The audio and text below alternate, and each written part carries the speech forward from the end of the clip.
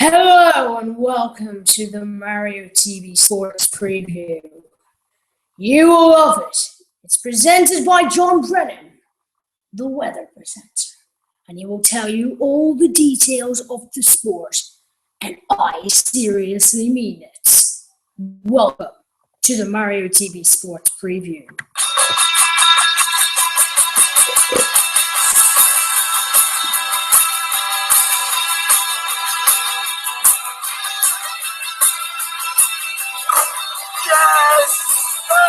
No.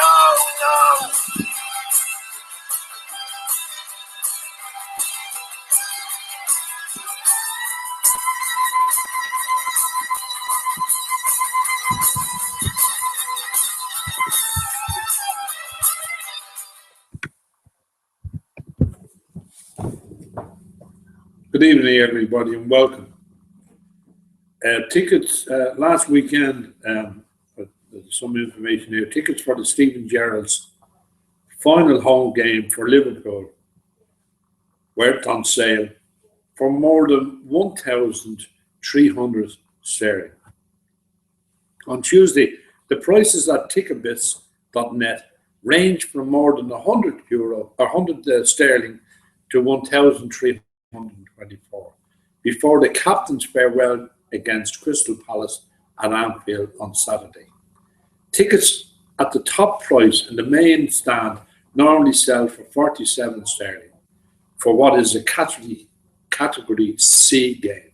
Gerrard, 34, ends his 17-year career with the Reds next week at Stoke before he moves to the MLS club LA Galaxy. Reports have suggested that the former England skipper will receive a guard of honour during the match against the Eagles. A win for Liverpool in their final game could secure a Europa League spot next season. I have a view on this, and for years, the 17 years that Gerrard was at Liverpool, the club was really under his domain. I think as soon as Gerrard leaves Liverpool, the club will move on. Now, to the Spanish Grand Prix.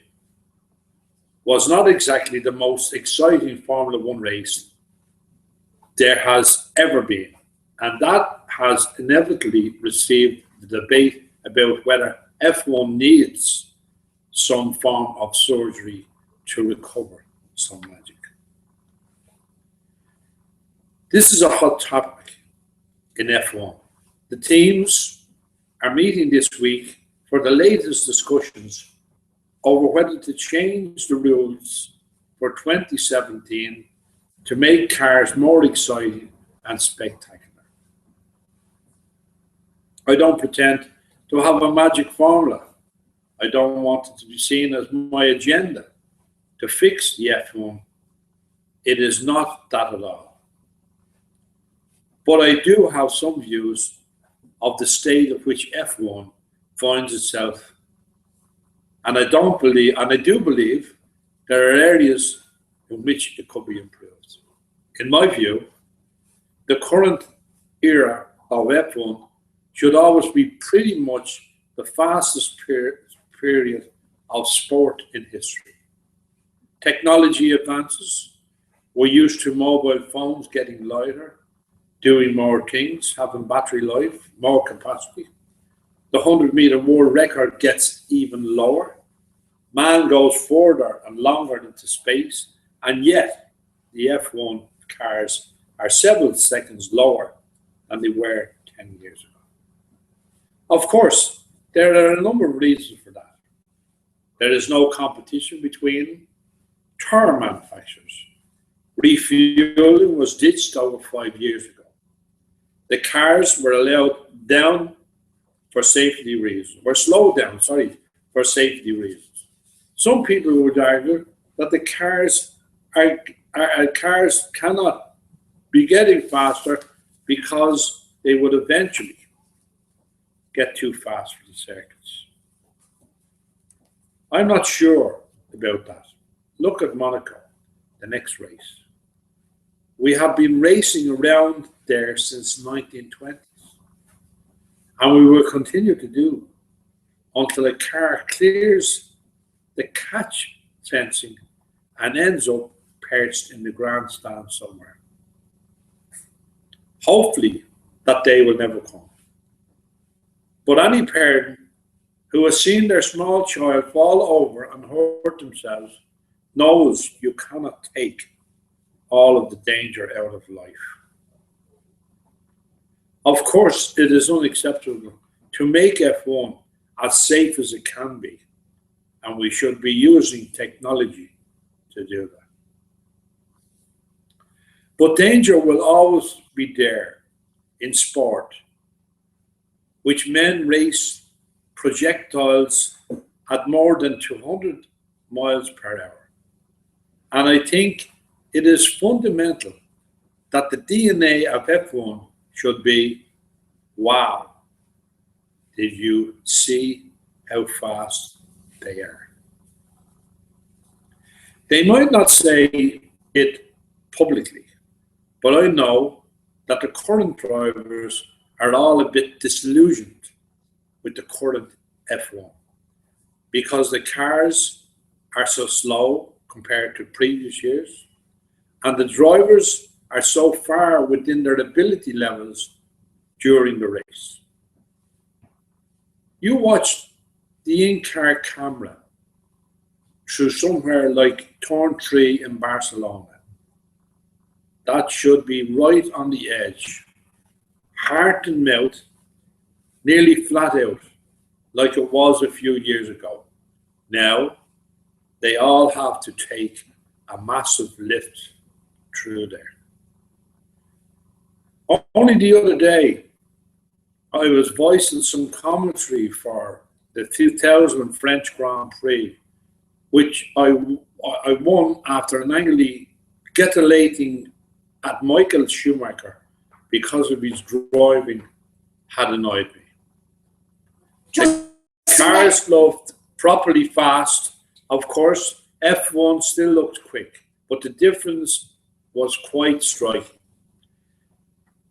And finally, Just to let you know, John never actually drove an F1 car. It's just that we copied this off BBC Sport, and this is what David Coulthard said.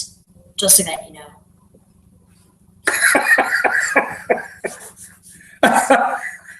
by the way, that was the director of news, Jack Caffrey, who is now going on to be probably one of the best directors in Ireland. Anyway, finally, the Mario TV Cup will be presented by me, and I will show you exclusive interviews and go to commentary box to commentate the match this June.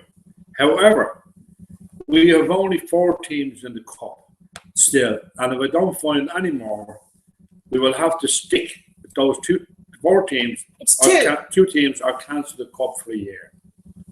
Well, folks, what can I say?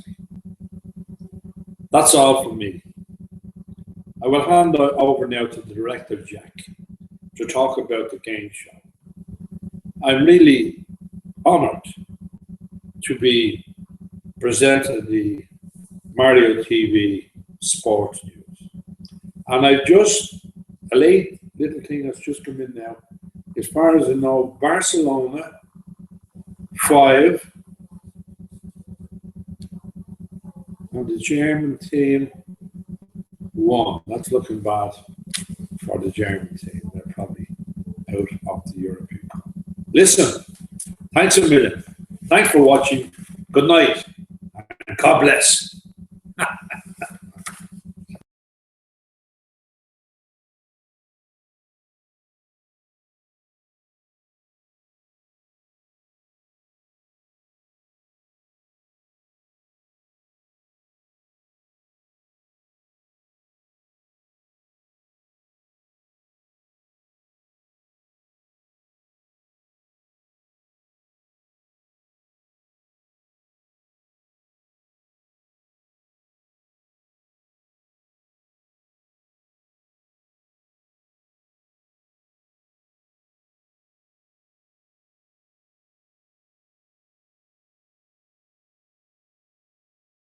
Right, I'll finish that.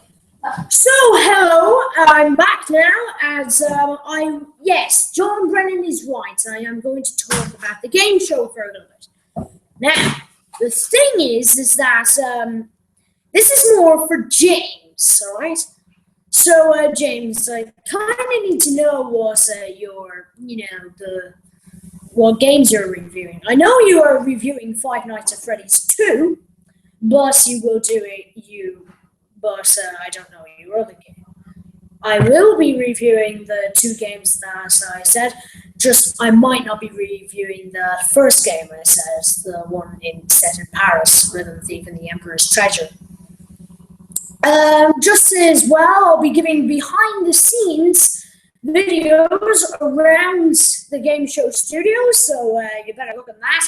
You can only look at them on my channel, but you can look at the game show on James's channel.